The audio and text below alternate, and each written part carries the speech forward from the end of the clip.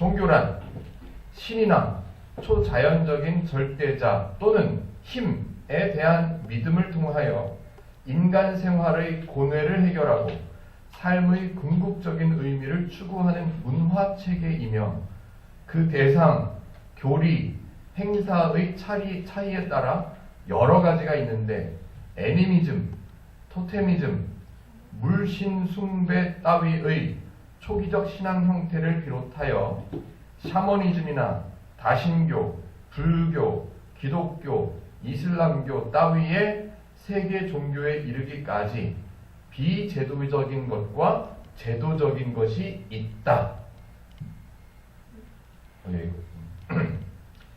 이렇게 설명이 되어 있습니다. 다시 말하면 종교는 사람들의 고뇌, 사람들의 어려운 문제들을 해결받고 싶어서 만들어낸 문화적인 스타일이다. 문화 중에 하나다. 이런 얘기예요. 그런데 저와 여러분들이 지금 마태복음 속에서 보고 있는 유대교가 종교라고 말씀을 드렸죠. 유대교라는 종교는 어떻게 만들어졌는가를 기억하셔야 됩니다. 제가 여러 번 말씀을 드렸습니다. 한 번 더 말씀드려보죠. 기원전 BC 722년에 북쪽 이스라엘이 멸망했지요. 그리고 남쪽 유다는 BC 586년에 멸망했습니다. 그리고 나서 계속 이리로 저리로 흩어져서 포로 생활을 시작합니다. 꽤 오랫동안이요. 예수님께서 태어나신 그 시기를 BC와 AD를 구분하는 시기라고 하지요.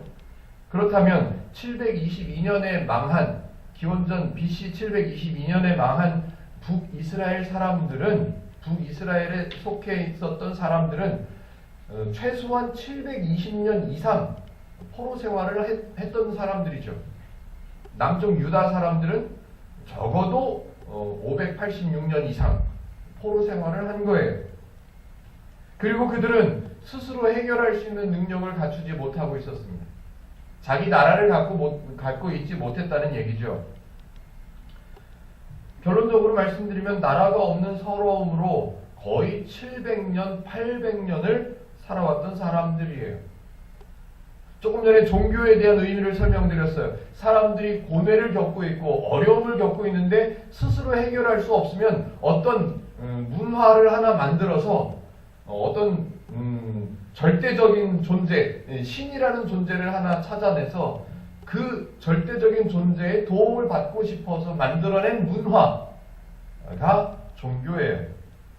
이 유대 사람들, 왜 유대인이라고 했을까요? 구약에서는 이스라엘 백성이라고 하고 신약에서는 유대인이라고 표현을 하죠. 쉽게 표현하면 여러 가지 이론들이 있지만 쉽게 말씀드리면 이스라엘 백성이 하나로 있었는데 나뉘어졌잖아요. 분열 왕국이라고 하죠. 북쪽은 좀 커서 이스라엘이라고 표현을 했었고 남쪽에는 유다 민족이 주로 모여져 있어서 이스라엘 백성 중에서 유다 민족이 모여 있어서 남쪽 유다 백성이다 이렇게 표현을 했었어요. 그런데 안타깝게도 북쪽이 먼저 멸망을 했어요.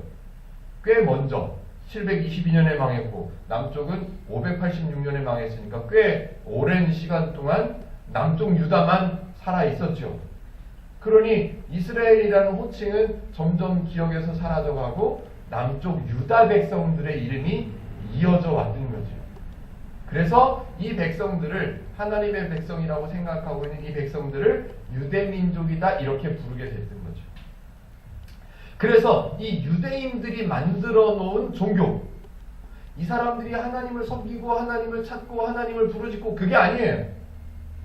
자기네들이 꽤 오랜 기간 동안 식민지로 살고 포로 생활을 하면 너무너무 힘들고 스스로 해결할 수 있는 능력은 없고 그러다 보니 사람들이 똑같이 하는 행위대로 절대적인 존재를 하나 만든 거예요. 근데 절대적인 존재에게 우리가 도움을 좀 청하자라는 사고방식이 편만해질 때쯤에 사람들이 찾았어요. 어떤 신이 좋을까? 그런데 그 유대민족에게는 옛날 조상들이 섬겼다고 하는 여호와라고 하는 신의 이름이 있었어요. 그 내용들이 기록되어 있는 구약성서 율법이라고 율법책이라고 하는 책도 있었죠. 문서들이 있었죠. 그래서 이들은 어려움을 자기네들이 당하고 있는 어려움을 해결받고 싶어서 절대적인 존재를 찾다가 그들의 조상들이 섬겨왔다는 여호와라는 신의 이름을 하나 만들어 놓은 것뿐이에요.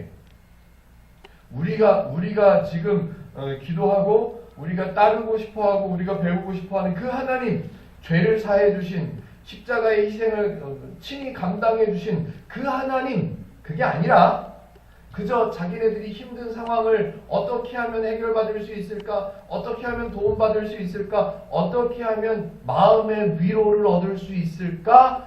하는 생각으로 만들어낸 종교의 신으로 청빙되어 온 이름이 여호와예요. 그러니 우리가 지금 갖고 있는 기독교하고는 이 유대교하고는 같다 다르다? 같을 수가 없는 거예요. 전혀 다른 거예요.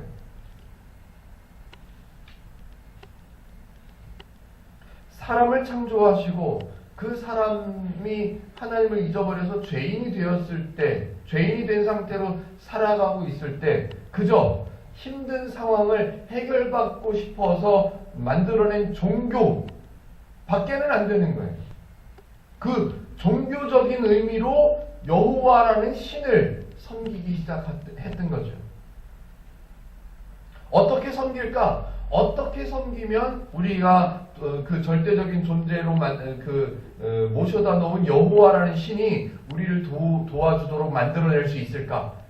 그래서 사람들이 율법을 연구할 만한 똑똑한 사람들이 그들이 갖고 있었던 율법서에 있는 내용들을 검색하기 시작했죠. 연구하기 시작했어요. 그래서 그네들이 지킬 만한 종교적인 행위들을 율법이라고 만들어내기 시작합니다. 그래서 여호와께서 하나님께서 모세에게 주신 율법은 몇 가지 안 돼요. 그런데 이 율법을 연구하는 유대인들 중에 똑똑하다고 하는 사람들이 찾아낸 율법의 행위들이 몇 가지요? 613가지. 다시요. 좀 돌아가 보죠. 사람들이 만들어낸 고뇌에서 자기네들의 고뇌에서 좀 위로를 받고 싶어서 만들어낸 종교, 문화의 체계. 그 종교에는 모든 종교에는 공통점이 몇 가지가 있습니다.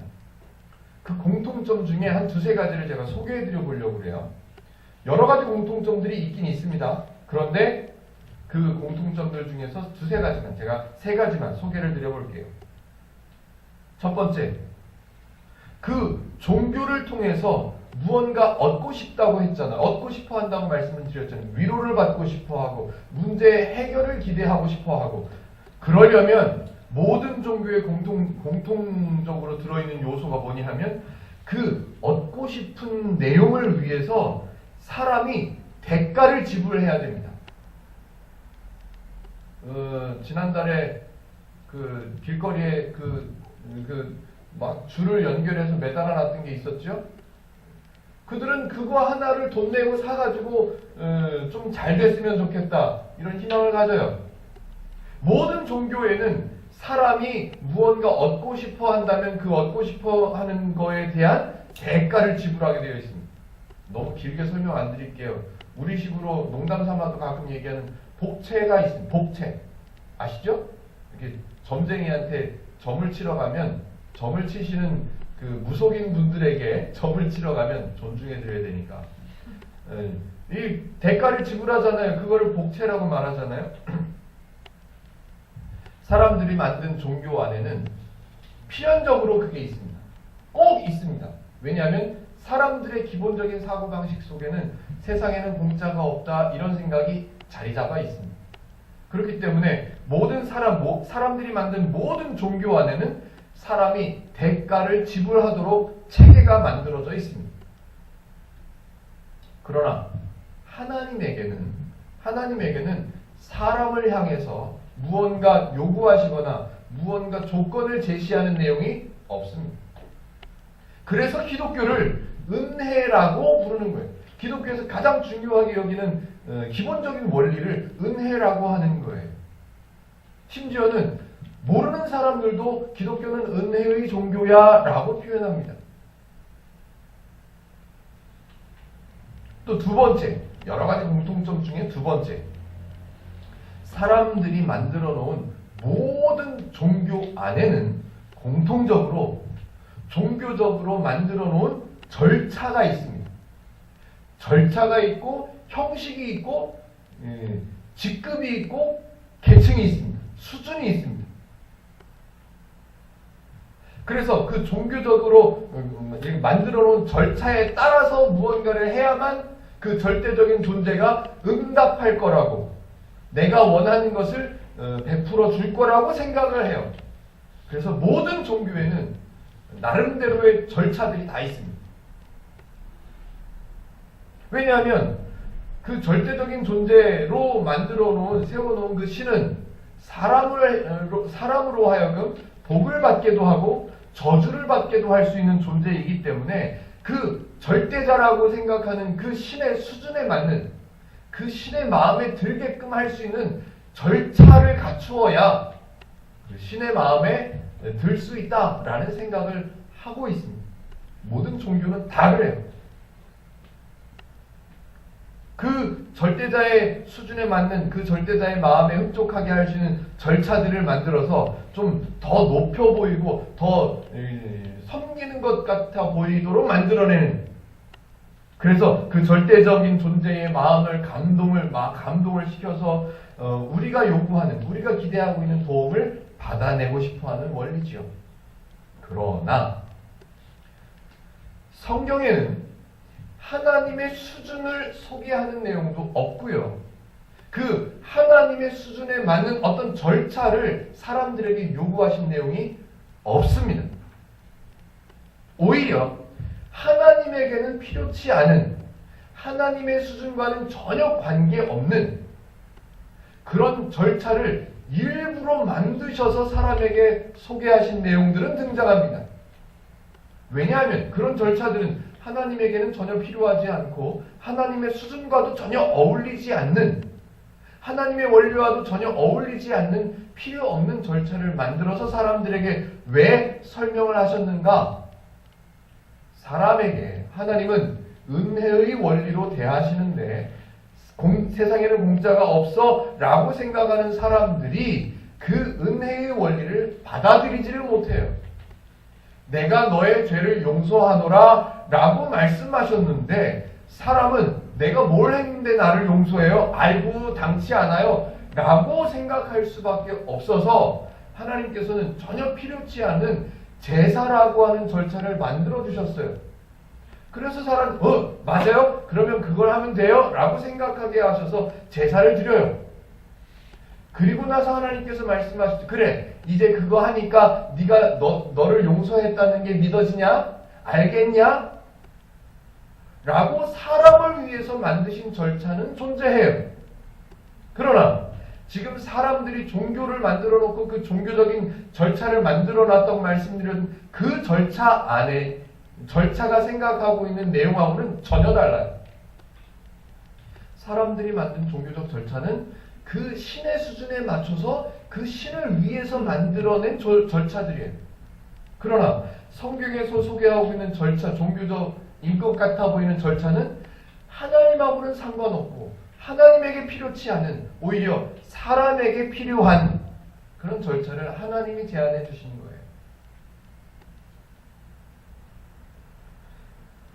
은혜의 개념을 이해하지 못해서 하나님의 도우심을 받아들이거나 받아들이지 못하거나 거절했던 그 사람들의 무지함 때문에 하나님께서 배려하신 거예요. 사람들이 만든 종교에 있는 절차하고는 완전히 다른 거예요. 완전히. 세 번째, 모든 종교, 사람들이 만들어 놓은 모든 종교에는 절차가 있다고 말씀을 드렸어요. 그런데 그 절차에는 꼭 뭐가 있냐면 매개체가 있습니다. 매개체가 있어요.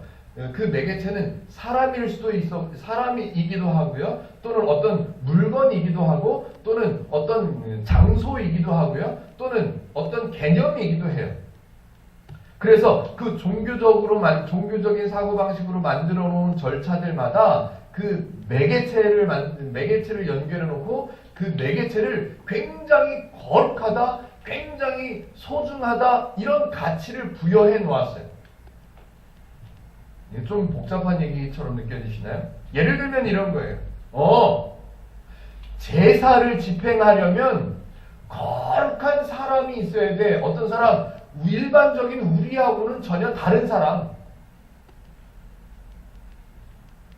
일반적인 우리하고는 차원이 다른 어떤 사람이 있어서 그 사람이어야만 그 종교적 절차를 감당할 수 있는 거야 라고요. 또는 어떤 장소를 만들어 놓고 여기는 거룩한 땅이야. 여기는 소중한 장소이기 때문에 아무나 들어갈 수 없고 범접할 수 없는, 함부로 대할 수 없는 장소야. 또는 어떤 책, 어떤 물건을 딱 매개체로 만들어 놓고 이 물건은 소중한 거야. 거룩한 거야. 이 물건을 함부로 대해서는 안 돼. 종교적 가치관들이 만들어지기 시작했습니다. 사람들이 말도 안 되는데 그 사람이나 어떤 특정한 사람이나 어떤 물건이나 어떤 장소에 특별한 의미를 막 갖다 부었어요. 막 갖다 붙여놨어요.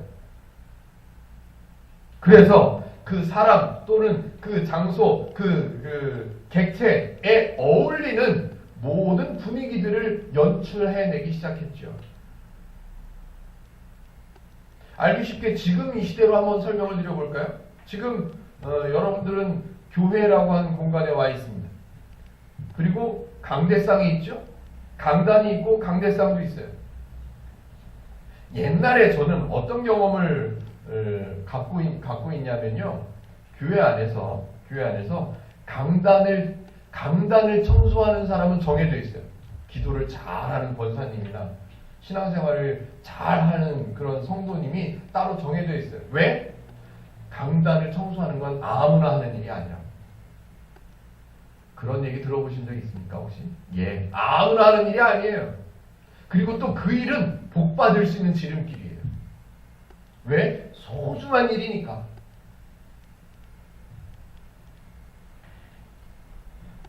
지금 제가 전반적인 모든 사람들이 만들어 놓은 종교를 좀 제대로 이해하자고 제가 이제 열심히 설명을 드려봤습니다. 사전 찾은 얘기부터 해가지고 여러 가지 한 3가지 정도를 예를 들어서 설명을 드려봤어요.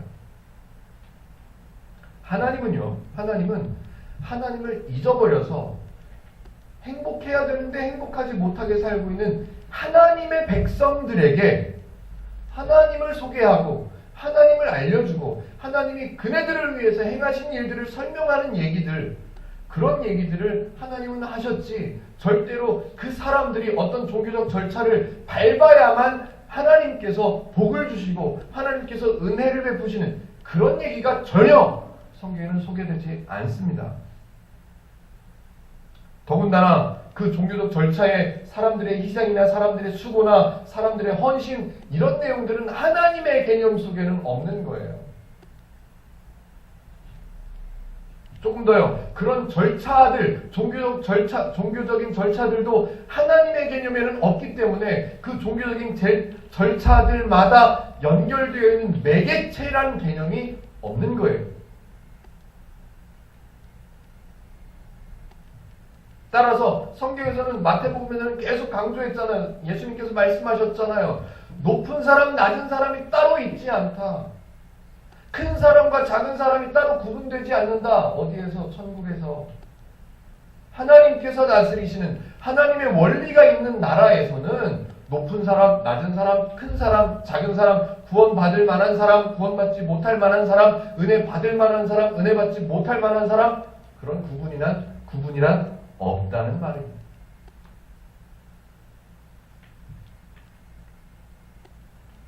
성경은 하나님이 행하시는 내용, 하나님은 어떤 분이시냐? 사람을 위해서 일하시는 분, 그 내용, 그 하나님을 소개하고 있어요.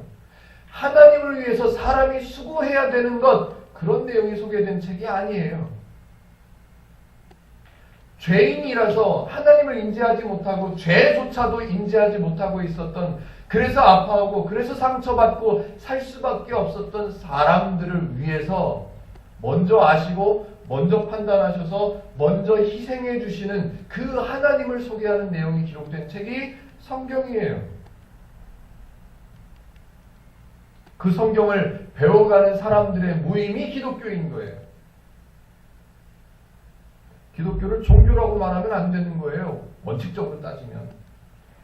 그런데 하나님을 모르는 사람들에게 어떻게 설명할 길이 없으니 종교의 하나라고 말하는 사람들의 의견을 존중해 주는 거죠. 많은 사람들이 만들어내는 종교적인 개념하고는 기독교하고는 완전히 다른 거예요.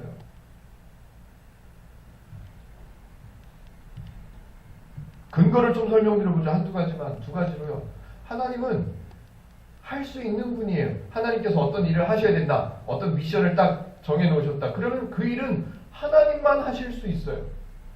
하나님이 하실 수 있는 거고 하나님이 하고 싶어 하시고 하나님이 행하시는 일이에요. 그렇기 때문에 그 하나님이 하실 일을 위해서 하나님이 행하시는 일을 위해서 사람들이 어떤 종교적 절차를 만들 이유가 없는 거죠. 또 하나님께서 원하시는 하나님께서 행하실 그 일은 사람은 감당할 수가 없습니다. 눈꽃만큼도 그 하나님의 일에 도움이 되거나 그 하나님의 일을 대신하거나 그럴 만한 자격이나 조건이나 능력이나 지식이나 지혜가 없어요. 때문에 기독교에는 하나님의 일을 위해서 사람에게 종교적인 어떤 절차를 제시해서 그걸 감당해내라 라고 제시하는 조건이 존재할 이유가 없는 거예요. 제가 납득이 되도록 설명을 드렸는지 모르겠습니다만 지금 설명드린 종교적인 개념을 이해를 하실 수 있다면 우리는 지금 우리가 배워온 기독교의 존재하고 있는 절차들을 한 번 더 고민해 봐야 되는 이유가 충분히 만들어진 거예요. 예를 들어 볼까요? 저 주일학교 때부터 성찬식 봐왔죠. 그리고 중등부가 된 이후부터 아마 제 기억에 중등부가 된 이후부터 그 성찬식이라고 하는 성례전에 참여했던 것 같습니다. 제 기억에. 왜 그랬을까요? 초등학생들은 안 껴줘요. 아직 자격이나 수준이 안 된다고 사람들이 절차를 만들어서 초등학생 이하는 참여할 수 없도록 만들었습니다. 절차를 만든 거죠. 성경에 그런 절차가 있을까요? 없습니다. 또 주의 만찬 성찬식을 집례하면서 시작하기 전에 늘 멘트를 하죠. 주중에 혹시 마음에 꺼림직한 죄를 지었다고 생각하는 내용이 있는 분은 참여하시지 마시기 바랍니다. 빠뜨리지 않고 하는 멘트예요. 그런데 그런 내용이 하나님의 말씀에는 있다 없다? 없는 거예요. 종교적인 절차라고 생각해서 사람들이 만들어 놓은 절차예요. 왜요? 조금 더 거룩해 보이도록 만들어내야 되고 조금 더 귀해 보이는 절차로 만들어내야 되기 때문에 애들은 안 돼. 마음이 꺼림직한 사람은 안 돼. 잔을 받으면 기도하고 준비해. 예, 그런 절차들이 만들어진 거예요. 그래서 행복누림교회에서는 그런 절차를 인정해야 하네요? 안 하죠. 아무나 누구나 다 참여하고 왜? 그 목적이 주의 만찬을 소개하신 예수님의 목적이 예수님을 예수님으로 기억해라 였어요. 그러니 예수님을 예수님으로 다시 한번 기억하는 일에 빠져야 되는 사람이 있을까요? 없을까요? 없지요. 누구라도 예수님을 한 번 더 기억이라도 해야죠. 한 번 더 기념해야죠. 오히려 마음에 죄 때문에 꺼림직한 마음이 있다면 그 사람은 2번, 3번 먹고 마셔야죠. 예수님을 기억할 수 있다면. 그런데 우리는 절차들을 만들어 놨어요. 마음이 좀 꺼림직하세요? 참여하지 마세요. 나이가 어린 아이들입니까? 참여하지 마세요. 아직 세례를 받거나 침례를 받지 못한 사람은 참여하시면 안 됩니다. 성경 어디에도 근거가 없는 절차들을 우리는 만들어 왔단 말이에요.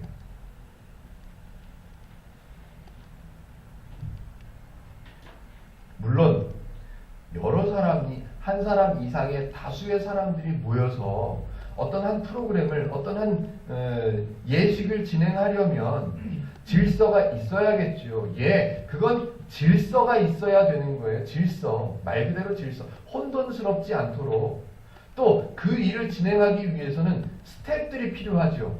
도와주는 사람들이 필요하죠. 그런데 사람들은 절차를 만들었기 때문에 그 절차에 어울림직한 거룩해 보이고 좀 높아 보이는 사람들이 그 일을 맡을 수 있도록 매칭을 시켜놨어요. 어떻게 해요? 예, 오늘 집례는 우리 교회 장로님들께서 도와주실 겁니다. 누가? 장로님들께서. 애들이 하면 안 돼요? 학생들이 하면 안 됩니까? 여자가 하면 안 돼요? 다 안 된다고 말을 해요. 왜? 거룩해 보여야 되니까. 왜? 종교적인 티가 나야 되니까. 그런데 성경의 근거는 있다 없다? 없다. 아픈 얘기죠. 아픈 얘기. 정말 가슴을 찢으면서 얘기를 해야 돼요. 옷을 찢으면서 얘기를 해야 합당한 이야기예요. 합당한. 오늘 본문에 제가 왜 이렇게 좀 거창하게 목에 힘을 줬냐 하면 오늘 본문에 보면 그리고 이전 본문들에도 보면 예수님께서 유대교를 향해서 가르쳐 주시는 메시지들이 뭐냐 하면 하나님의 원리에는 없는데 왜 너네들은 그런 절차들을 만들어 놨냐? 그건 아니야 라는 메시지를 계속해서 전달하고 계셨어요. 그런 내용 중에 오늘 한두 가지가 소개되고 있어서 제가 거창하게 한번 설명을 드려보는 거예요. 오늘 본문을 잘 설명을 들으시면서 과연 우리가 지금 지켜내야 된다고 생각했던 그 절차들은 정말 필요한 걸까? 정말 있어야만 했던 걸까? 성경의 근거가 있을까? 하나님의 원리에도 있을까? 이런 고민들을 좀 하셨으면 좋겠다는 생각이에요. 자, 조금만 복습을 해보죠. 이제 본문의 스토리로 들어갈 건데요. 본문의 이야기를 살펴보기 전에, 오늘 본문을 살펴보기 전에 조금만 복습을 해볼게요. 지난 장, 23장 말고 지난 22장에서 사두개인들이 예수님께 와서 질문을 하기 시작하죠. 그런데 이 사두개인들은 유대교라는 종교에 속해 있긴 한데 유대교인이라고 하기도 그렇고 정치적으로 자기네들이 필요해서 유대교에 들어온 것뿐이에요. 그래서 이 사람들을 성경에서 뭐라고 표현하냐면 부활이 없다라고 말하는 사두개인들이 와서 이렇게 말해요. 그래서 그 사두개인들이 예수님께 질문하는 내용이 등장했었어요. 그랬더니 예수님께서는 그 사두개인들에게 뭐라고 해요? 너희는 성경도 모르고 하나님의 능력도 알지 못하는 거로 오해하고 있구나 라고 말씀하세요.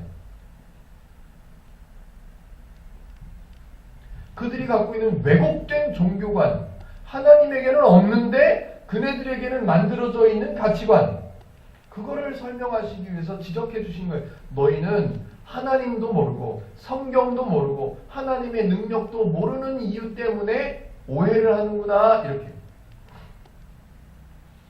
사두개인들이 졌죠. 그래서 물러났어요. 그 소식을 들은 바리새인들이 그럼 우리가 한번 해봐야 돼. 쟤네 못했어? 쟤네보다는 우리가 낫지. 우리가 한번 해보자. 그래서 바리새인들이 모였죠.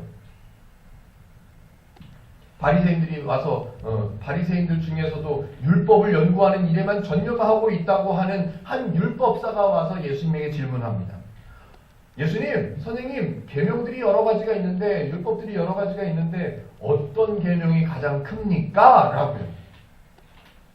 하나님에게는 없는데 유대교에는 만들어져 있는 가치관, 하나님의 말씀 여러 가지가 있으면 그 말씀 중에는 우선되어져야 하는 말씀도 있고 좀 덜 소중한 말씀도 있을 거야 라고 하는 종교적 가치관을 그들은 갖고 있었어요. 하나님에게는 그런 개념이 없습니다. 그래서 예수님께서 설명을 하시는데 물론 두 가지 하나님의 계명을 소개를 하죠. 그런데 성경을 꼼꼼하게 못 읽어보신 분들은 첫째는 하나님을 사랑하는 거고 둘째는 이웃을 사랑하는 거구나. 그래서 우선순위가 하나님을 사랑, 차선 순위가 사람을 사랑하는 것, 이렇게 사람들은 오해를 해왔었죠. 그런데 꼼꼼히 읽어보니까 뭐라고 예수님께서 말씀하시냐면, 지난주 설교 제목으로 제가 소개를 해드렸어요. 둘째도 그와 같으니, 둘째는 그 다음이니, 이게 아니고 둘째도 그와 같으니 내 이웃을 내 몸과 같이 사랑하라.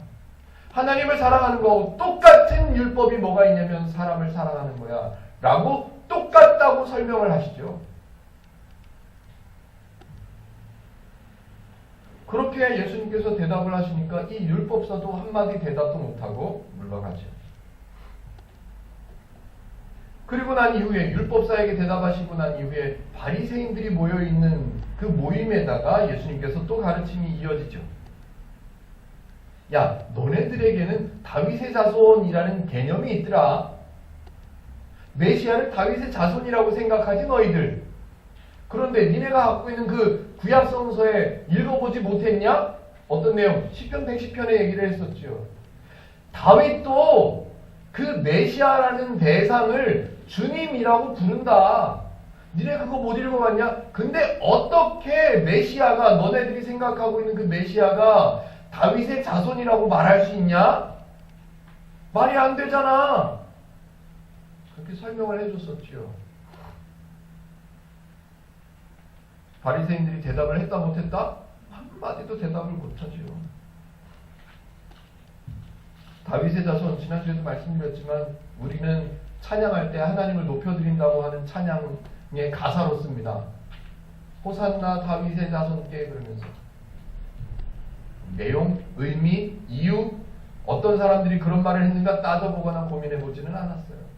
그냥 성경에 써있으니까 우리도 했지요. 저도 자꾸 기억이 나요. 그 원숭이 5마리 얘기가. 예화는 자꾸 빨리 잊어버리고 본문을 기억해야 되는데 자꾸 원숭이 5마리 얘기가 생각이 나요. 그리고 그 바리새인들을 향한 그 가르치는 말씀을 끝내시고 난 이후에 이제 돌아오셔서 예수님을 따르고 있는 무리들과 예수님 곁에 있는 제자들을 가르치시는 말씀이 이제 오늘 23장부터 시작하는 거예요. 1절 한번 읽어볼게요. 제가 이에 예수께서 무리와 제자들에게 말씀하여 이르시되, 이제 가르치는 대상이 달라졌어요. 무리와 제자들이에요. 그래서 이 조금 전까지는 바리새인들의 질문, 율법사의 질문, 사두개인의 질문, 이 사람들에 대한 질문, 이 사람들의 질문에 대한 왜곡된 질문, 잘못된 엉뚱한 질문에 대한 바른 가르침의 말씀들을 전하셨죠. 그런데 이제 대상이 예수님을 따르던 무리들과 예수님 곁에 있는 제자들이에요. 그래서 이들에게 설명할 때는 오히려 사두개인과 바리새인들의 이야기를 가져옵니다. 이제 한번 본문을 차근차근 읽어보면서 설명을 드릴 거예요. 왜 예수님의 제자와 예수님을 따르는 무리들에게 복음을, 말씀을 가르치실 때 사두개인과 바리새인들에 대한 이야기를 가져오실까? 당연해요. 유대교에 잘못된 종교관이 있다라는 사실을 알려주려는데, 이 사람들은 이때까지, 지금까지 그들의 평생 동안 유대교에서 중요하다고, 이게 종교라고, 이게 신앙이라고 배워온 내용들은 다 누가 가르쳤다? 바리새인, 사두개인들이 가르쳐 왔잖아요. 그러니까 이 사람들이 납득이 되려면 이 사람들을 가르쳤던 사람들이 잘못했다라는 걸 설명해야죠. 그래서 마태복음 23장 2절, 오늘 2절의 본문에 보면 서기관들과 바리새인들이 라는 얘기로 시작하는 거예요. 첫 번째로 제가 설명드릴, 하나님에게는 없는데, 하나님의 원리에는 없는데 유대교 안에 율법사들이, 바리새인들이 만들어 놓은 종교적인 절차, 종교적인 가치관, 그런 것들을 이제 설명을 할 텐데, 그 중에 첫 번째 개념이 2절에 소개되고 있습니다. 제가 읽어볼게요. 서기관들과 바리새인들이 모세의 자리에 앉았으니, 예수님의 말씀은 짤막하지만 이 의미를 그 사람들은 알아요. 그 사람들은 알아요. 자, 설명을 드려볼게요. 어디부터 이렇게 들어와야 될지를 모르겠는데 설명을 드려볼게요. 어쨌든 제 나름대로. 유대인들이 만든 이 유대교라는 종교 안에도 메시아 사상이 있다고 말씀을 드렸죠. 그런데 그 메시아, 그들이 기다리고 있는 메시아 사상이 하나님의 아들 또는 죄를 없게 하시는 구원자 이런 개념이 아니라고 그랬습니다. 자기네들이 수백 년 동안 종살이하고 있는 이 식민지 살이, 로마의 압제 속에서 살고 있는 이 삶을 해방시켜줄, 그리고 우리만의 나라를 만들어줄 그런 메시아를 기대하고 있었단 말이에요. 그러니까 그 종교관, 그 메시아, 그네들이 그려놓은 메시아를 기다리는데 그 메시아에 대한 개념을 그들은 그렇게 오해하고 있었기 때문에 그들이 갖고 있는 메시아 사상 속에는 뭐가 있냐면, 그들이 갖고 있는 율법서, 구약성서 안에 소개된 수많은 인물들 중에서 메시아는 어떤 사람하고 좀 연결이 됐으면 좋겠다라고 생각할까요? 나라를 만들어야 돼요. 다른 나라들, 우리를 압제하고 있는 저 로마를 막 무찔러야 되고, 우리 주변에 있는 나라들을 막 무찔러야 돼요. 다시 말하면 전쟁에서 이겨야만 돼요. 그리고 우리 나라를 세워야 돼요. 그러면 구약성서에 기록되어 있는 많은 사건들과 인물들 속에서 전쟁에 제일 탁월한 능력을 갖고 있어 보이고 나라를 아주 번성하게 만들었던 왕, 누구요? 다윗이요. 그러니까 적어도 메시아가 되려면, 우리의 메시아가 되려면 다윗의 자손 정도는 돼야 되지 않겠나? 그래서 이 사람들이 만들어 놓은 개념, 다윗의 자손이요 라는 개념이었어요. 또 하나, 우리를 식민지에서 해방을 시켜줘야 돼요. 우리를 이 포로 생활에서 해방시켜줄 메시아예요. 그러면 구약성서에 비슷한 인물이 하나 있어요. 애굽의 종살이로 수백 년을 살던 이스라엘 백성들을 해방시킨 사람이 한 사람이 있어요. 누구요? 모세가 있지요. 그러니 모세라는 인물은 엄청난 인물인 거예요. 그래서 이 바리새인들, 서기관들, 모든 사람들에게 하나님의 율법을 가르치는 이 종교 지도자들은 자기네들의 위치를 좀 높여주고 자기네들의 절차를, 수준을, 레벨을 높이기 위해서 하나 만든 개념이 있는 거예요. 뭐냐면 회당이라고 하는 이 교회 같은 회당이라고 하는 곳에 모여서 늘 하나님의 율법을 설명했죠. 읽어주는 게 일이었어요. 율법서를 읽어주는 일을 했었죠. 그런데 그 회당 안에 특별한 자리를 만들었어요. 어떤 자리? 말씀을, 율법을 가르치는 일반인들과는 다른 구별된 바리새인들이 위치할 수 있는 자리 따로 만들었는데, 그 자리의 이름을 뭐라고 만들었냐면 모세의 자리, 이렇게 만든 거예요. 왜? 그 자리는 높아 보여야 되고 그 자리는 메시아를 떠올릴 수 있을 만한 위치에 사람이 그 자리에 설 수 있는 굉장한 자리죠. 굉장한 거죠. 다시요. 근본적인 얘기를, 하나님의 개념에는 있다 없다? 없어요. 없는데 지금 모세의 자리라는 절차를 만들어서 그 절차에 합당한 바리새인이라는 직책을 부여해서 그 사람들만 그 모세의 자리에 앉을 수 있도록.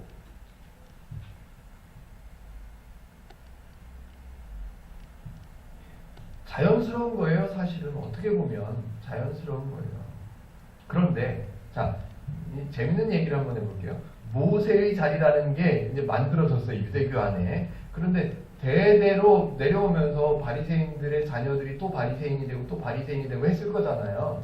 그러면 지금 마태복음 당시에 있었던 바리새인들이 회당에서 율법을 읽어주는 시간에 모세의 자리에 앉아 있을 때 이 모세의 자리는 어떻게 만들어졌나, 왜 만들어졌나, 이 자리가 필요한가 생각할까요, 안 할까요?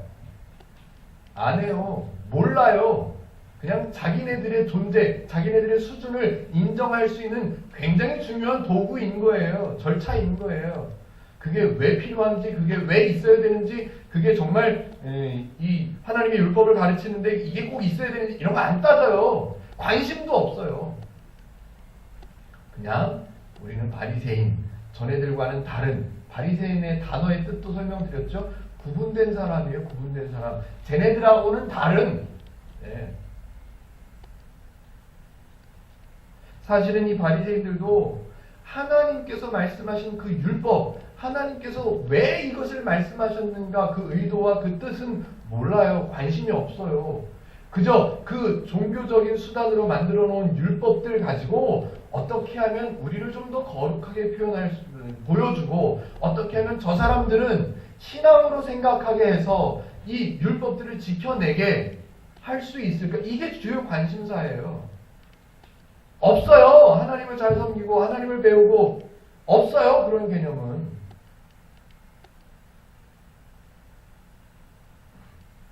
과연 그 율법은 왜 주셨을까? 그 율법의 의미는 뭘까? 없어요. 관심이 없어요. 그래서 예수님께서는 하나님에게는 없는 개념이었기 때문에 사두개인과 바리새인들이 만들어 놓은 가장 큰 왜곡 중에 왜곡, 그 내용을 대표할 수 있는 개념 하나를 바로 설명하신 거예요. 바리새인들과 사두개인들이 모세의 자리에 앉았구나 라고.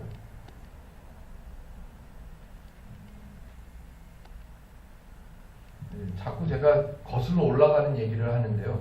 근본적인 얘기를 해보죠. 하나님은 왜 사람들에게 율법을 말씀하셨다고요?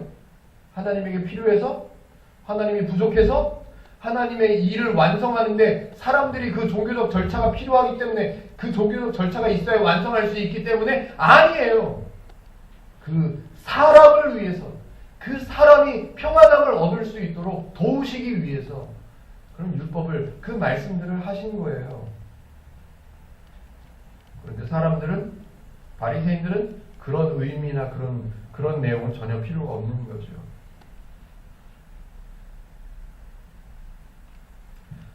이 말을, 이 설명을 3절만 잘 읽어도 충분히 알 수 있습니다. 3절을 읽어볼게요. 그러므로 무엇이든지 그들이 말하는 바는 행하고 지키되. 지금 누구를 가르치고 있어요?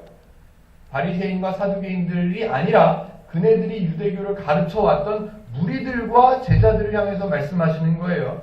그래서 그들이 말하는 바, 바리새인과 사두개인들이 말하는 바, 그 말하는 바는 행하고 꼭 지켜야 돼. 그런데 그들이 하는 행위는 본받으면 안 돼. 이 얘기를 하세요.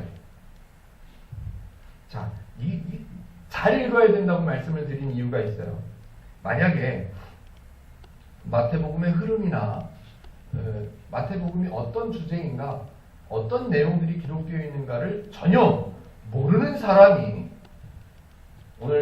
오늘 아침 큐티 시간에는 하나님 좋은 말씀을 주시옵소서 하나 둘 셋 하고 딱 펼쳤는데 마태복음 23장 3절이 펼쳐졌어. 그래서 이 말씀을 읽게 됐어요. 아무것도 몰라. 마태복음을 모르는 사람이 읽었어요. 그들이 말하는 말은 행하고 지키되, 그들이 말하는 거는 지켜야 되는구나 라고 생각할 수밖에 없겠지요.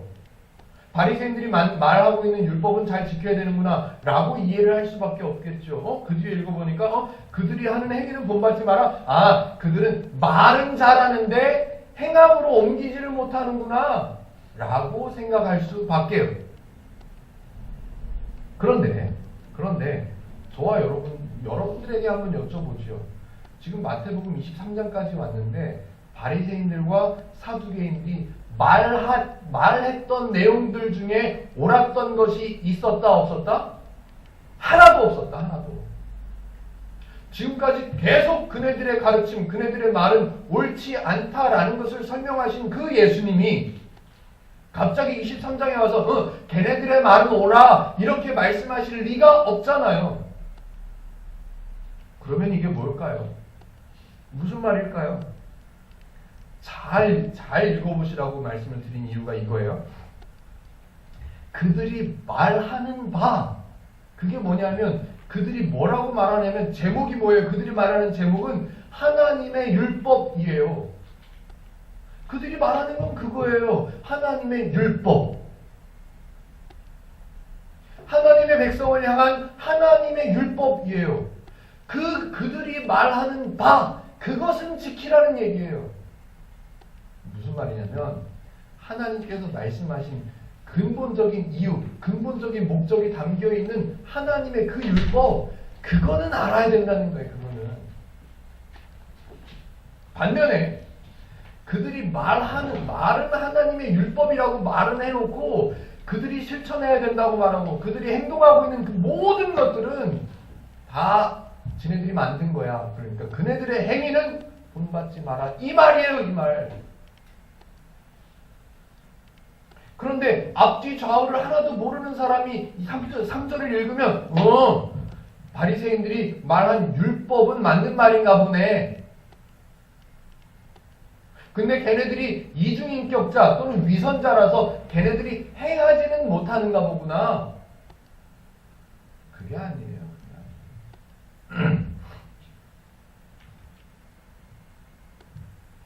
쉽게 표현하면 하나님의 율법, 그건 좋은 거예요. 사람에게 필요한 거고 지켜야 되는 거예요. 그래야 평안할 수 있고 그래야 행복할 수 있고 그래야 상처가 없을 수 있기 때문에 하나님의 율법은 행하고 지켜야지요.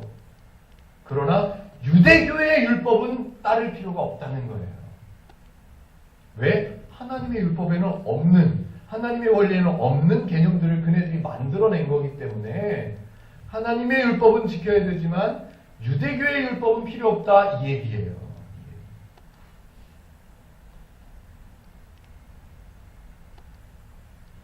하나님은 하나님의 백성들이 죄에서 해방돼서 풍요롭게 행복을 누리면서 하나님의 자녀답게 살아가기를 원하시지요.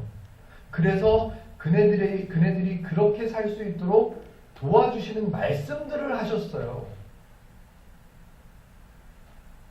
나 외에 다른 신을 너에게 있게 하지 말라. 우리가 흔히 알고 있는 십계명의 첫 번째 계명을 설명을 여러 번 드렸잖아요. 하나님을 위해서 말씀하신 게 아니에요. 당시 시대적 상황을 보면 우상들을 섬길 수밖에 없어요. 우상들을 섬길 수밖에 없는 이스라엘 백성들에게 그러지 말라고 말씀하신 거예요. 왜? 우상들을 섬기면 아무 도움도 못 받는 채 스스로 희생하고 스스로 고생하고 스스로 헌신하고 스스로 뺏기고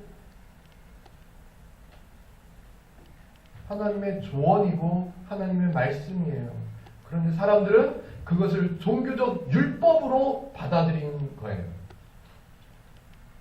그래서 오늘 3절의 내용이 뭐냐면 하나님의 율법은 옳지만 유대교의 율법은 본받지 마라, 이 얘기예요. 그래서 제가 설교의 제목을 고르다가 이렇게 골랐죠. 말하는 바는 행하고, 그들이 말하는 그 하나님의 율법은 소중한 거예요. 정말 필요한 거예요. 그러니까 그들이 말하는 바, 그거는 우리가 잘 붙잡아야죠. 또 하나 플러스, 더구나 이 바리새인들과 유대교인들, 바리새인들과 사두개인들, 종교 지도자라고 하는 사람들은 실제로 메시아가 올 거라는 기대가 없어요. 오히려 실제로 메시아라는 존재가 이 땅에 나타나면 자기네들이 할 일이 없어지잖아요. 그 메시아를 가르치는 사람인데 그 메시아가 와버렸으면 자기네들은 먹고 살 일이 없잖아요. 그러니까 오히려 이 종교 지도자들은 메시아라는 존재가 오는 것을 기대하지 않았어요. 그러니 예수님이 스스로 메시아라고 말하니까 거부하는 거죠. 거부할 수밖에요. 그래서 사람들에게는 너희는 그 절대적인 존재 여호와의 도움을, 여호와의 구원을 받기 위해서 이런 율법들을 다 지켜라. 대표적으로 나도 이런 것들을 하고 있잖아. 너희들 그걸 다 지켜. 재물을 갖고 오고 제사 드릴 때마다 돈도 갖고 오고 그래서 바쳐. 라고 가르침에도 불구하고 그들 스스로는 희생하지 않아요. 구원을 받기 위해서 메시아를 위해서 희생하거나 봉사하거나 헌신하지 않아요. 왜? 필요 없다는 걸 아니까. 그래서 그 율법에 해당되는 모든 수고로운 일들, 그런 일들은 사람들에게 다 맡겨줘요. 그런데 좀 심하게 표현하면 이 바리새인들, 사두개인들은 그런 율법을 가르침에도 불구하고 자기네들은 손가락 하나 까딱 안 해요. 필요 없다는 걸 아니까. 어디요? 4절. 이렇게 잘 설명하는 사람이 또 있을까요? 4절. 또 무거운 짐을 묶어 사람들의 어깨에 지우되 자기는 이것을 한 손가락으로도 움직이려 하지 아니하며. 그냥 이해가 되시죠? 종교 지도자였던 그들이 할 일은 단지 사람들이 볼 때 우리는 바리새인이야, 사람들이 볼 때 우리는 유대교의 중요한 사람이야 라는 것만 그네들에게 보여주면 되는 거예요. 이 사람들이 할 일은 그거밖에 없어요. 그러니까 이 사람들은 티를 내야죠. 어떻게든. 그래서 이 사람들 스스로 만든 율법들이 뭐가 있냐면 문설주에, 문 기둥에다가 여호와의 말씀을 기록한 종이를 담은 상자를 문 옆에다가 문 기둥에다 붙이게 돼 있어요. 우리는 여호와의 말씀을 지키는 사람이야. 또 여호와의 말씀을 이렇게 기록한 종이를 딱 접어가지고 조그마한 상자에다 딱 담아요. 그리고 그 상자를 묶어가지고 끈을 묶어가지고 이마에다 묶고 다녀요. 나는 여호와의 율법을 준행하는 바리새인이야를 티내기 위해서. 또는 나는 여호와의 율법을 성실하게 지키는 사람이야, 바리새인이야 라는 의미를 파란 실에다가, 청색 실에다가 담아서 그 청색 실을 꼬아가지고 줄을 만들어요. 그래서 그 줄을 옷 끝에다가 매달고 다녔어요. 이 말이 5절에 기록되어 있는 거예요. 그들의 모든 행위를 사람에게 보이고자 하나니 곧 그 경문띠를, 이 경문띠가 뭐냐면 여호와의 율법을 기록한 종이를 담은 박스를, 종이 상자를 이마에다 묶거나 왼팔에다 묶어서 다니는 사람들이 볼 수 있도록, 그걸 경문띠라고 말하는 거예요. 곧 그 경문띠를 넓게 하며, 경문띠를 넓게 한다는 말은 그 상자가 커진다는 얘기겠죠. 나는 이만큼 큰 여호와의 율법을 지키는 사람. 코미디 아니에요? 코미디? 그 띠를 넓게 하며 옷 술을 길게 하고 옷 끝자락마다 청색실을 묶어가지고 그걸 매달고 다니는 거예요. 점점 많이, 점점 길게. 왜? 나는 이만큼 성실하게 여호와의 율법을 지켜. 나 누구? 바리새인. 지금 우리가 보면 코미디예요. 코미디.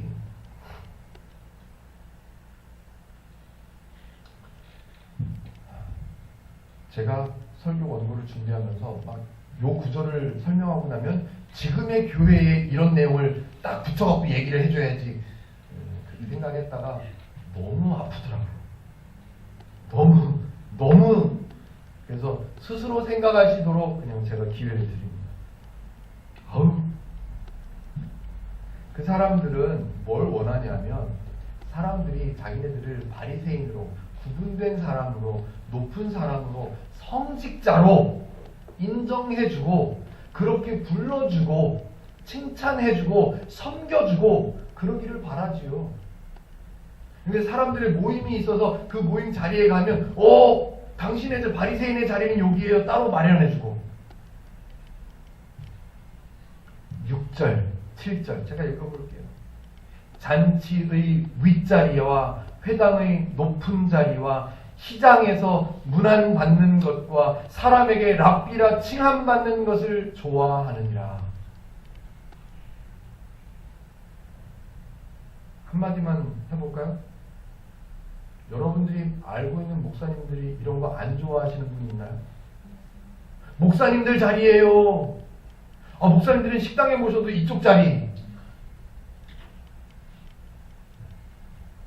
저는 성경을 다시 공부하면서 그런 자리를 피해보려고 얼마나 애를 썼는지 몰라요. 이 목사님 저쪽 자리, 목사님들 계신 자리로 가야지. 나는 안 가요. 여기 청년들이 좋아요. 일부러 피했어요. 일부러.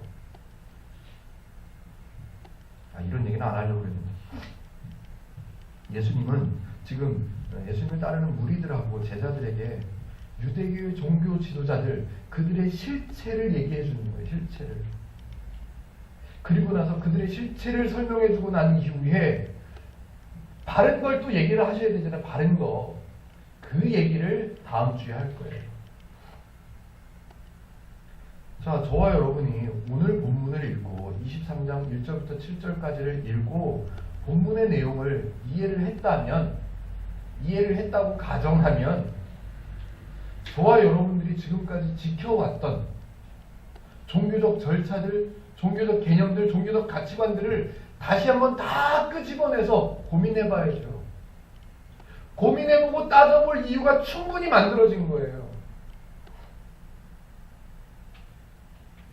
예를 들어볼까요? 제가 고민해야 되는, 이미 고민은 끝냈지만 제가 고민해야 했던 한 두세 가지를 예를 들면, 저는 어제 극동방송에 출연해서 그 인터뷰에서도 얘기했지만 저는 모태신앙이에요. 모태신앙으로 자랐어요. 그래서 더 많은, 어쩌면 모태신앙이 아닌 사람들보다 더 많은 이야기들을 신앙적인 것 같아 보이는 이야기를 많이 들었죠. 성도는 하나님의 종을 잘 섬겨야 복을 받는 거야. 그래서 좋은 음식을 얻게 되면 누구 먼저 챙겨라? 우리 담임 목사님 먼저 챙겨드리고, 뜻하지 않게 큰 돈을 얻게 되면 그 돈의 일부는 떼서 목사님 교회에 갖다 바쳐야 돼요. 그래야 복을 얻는다, 복을 받는다 라고 생각했지요. 자, 현실적으로 따져보죠. 교회 안에서 모든 사람이 성경을 먼저 공부하기가 어려운 시대에 살고 있기 때문에 성경을 먼저 연구해서 가르치는 일을 전념하고 있는 목사의 삶이 걱정돼서 헌금하는 사람이 맞습니까? 아니면 하나님의 종에게 내가 헌신해야 복을 받을 수 있지 라고 생각해서 헌금하는 게 맞습니까?